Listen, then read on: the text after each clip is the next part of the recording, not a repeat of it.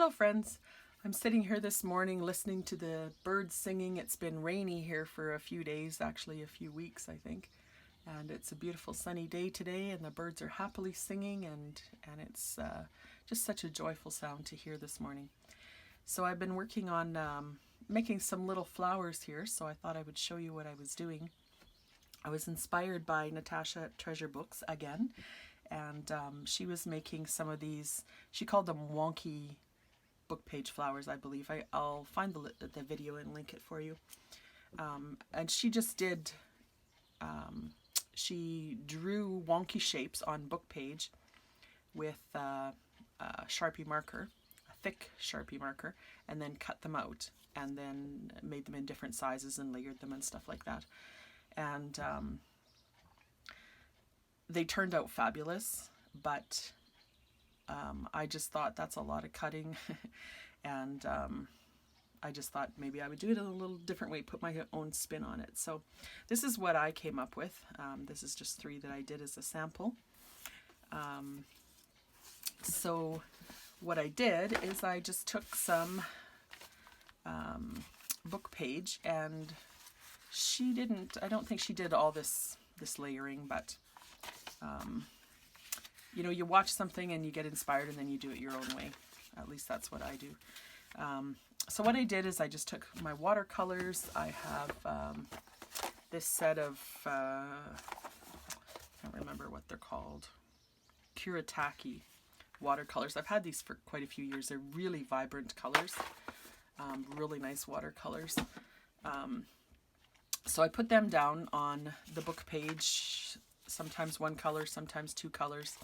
And then I thought I would mute them a little bit, so I used some white, just white poster paint. I just squeezed out some of this and muted most of it.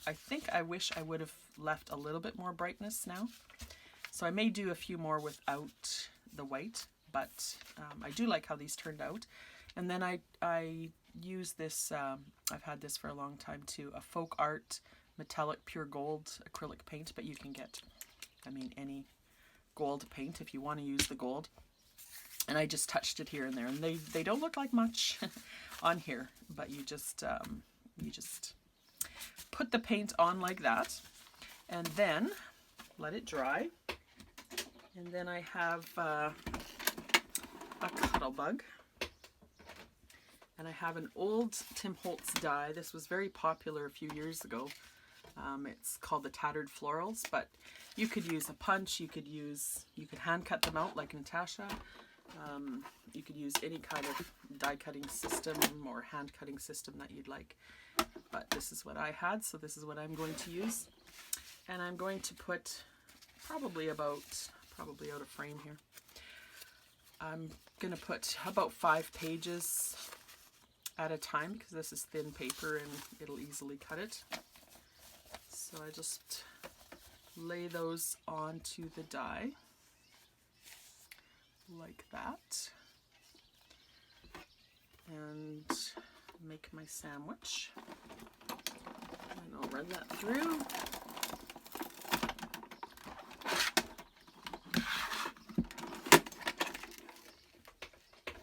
And then what you have is lots and lots of flowers, and they just punch so beautifully out of there. So stacks of colored flowers, and there's quite a bit of space still left on here, and I do have some flower punches as well, so I'm going to punch the rest of that so I don't waste my color there. And then what I do is I just take a base color. I'll just make a simple one here. So I'll take one of these. I'm trying to find this purple one. I think it's this one here. I'll just use this one. Can't tell if there's 2 together because they're quite thin. Okay, so then I just take a Sharpie. This is kind of a Sharpie marker. This is a Smash pen. Smash journals were popular a few years ago too, but any kind of black pen would work. And then as you're just do a little bit of trace around the edge, and these are tattered florals, they're called, so they actually have a tattered edge. So I just trace a little bit around the outside of the petal. You don't have to worry about the inside because that'll be covered. And it really doesn't have to be perfect at all. So just kind of doodling like that. And then take another color, and I also punched out a few just from plain book page without the colors. Let's see if I can find one of my small ones here. Here's one of the small ones. And this was just a dictionary that I used. And then same thing here, I just kind of doodle around the edges. I did ink the first one, and I don't think you even could notice. So I think I'm not going to worry about inking it because they are a little bit, because they're so thin, it's a little bit tricky to ink the edges. So I just put a bit of glue in the middle, glue that on there like that. And you could use it just like that. I think it looks really cute just like that. Or you could add a bit of bling. What I'm using is, I'm sorry, I bought all of this a long time ago, everything here, so I'm using some of my old stuff today. And I bought this, this just strip of, they look like gems, but they're actually,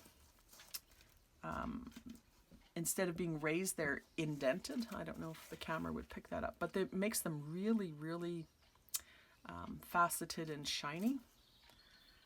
And I've used them quite a bit, but I can't remember what I bought, a yard or something, and I mean it lasts forever. So I just take one of these, they're kind of tied together with like string, so I just snip off the string there and put a bit of glue in the center, and at the back they're just flat, so that works easily to stick them on like that. And there we have a flower. So that's similar to this one that I made. And I think they just look really cute. I think they would look really nice on current projects. So I'm just gonna cut out a few more and show you a few things that I'm going to use them for. So here's what I made so far. I think they turned out really neat. I just put together different things. I used some different things for the centers. I like these ones, I think, the best. These ones are the same except they're just silver. And these are just a flat silver disc. These ones are very, very thin, so that'll be good in some instances. And then I used just some gems that I had, different gems for the centers as well. So you can use really anything. So yeah, this is a really versatile thing. You can use whatever background that you want. Book page works really well. Use whatever you want to color them. You can use all sorts of, you know, watercolors, different paints, sprays, whatever to color them different colors. Punch them out with a punch, with a die cutting machine, hand cut them out and glue them together and use whatever you want for centers. So yeah, and I think it's just a really lovely addition to a page in a journal. So I just made 3 quick little pockets with them on, and I think I'm going to show you how to do the pocket maybe tomorrow. I was going to show you now, but I think this is probably getting too long. So this one I just did 2 little flowers and a label, and I made these pockets out of an envelope. They're very simple. I mean, you hardly even need me to show you how to do it, but I will do a video on that next. And here's one that I just did with a little bit of collage paper on the back and a butterfly made out of one of those flowers, those, I don't know what they're called, those flowers that we always used to buy. And a little label there. So really nice roomy pockets. And here's one just with a piece of paper that I liked, and I just used basically the paper and a little accent there. And this one I glued the flap inside because I didn't want to hide the top of my horse there. So I'll show you how to make those in the next video, but if you want, go ahead and make some flowers and have some fun with that. See you next time, friends.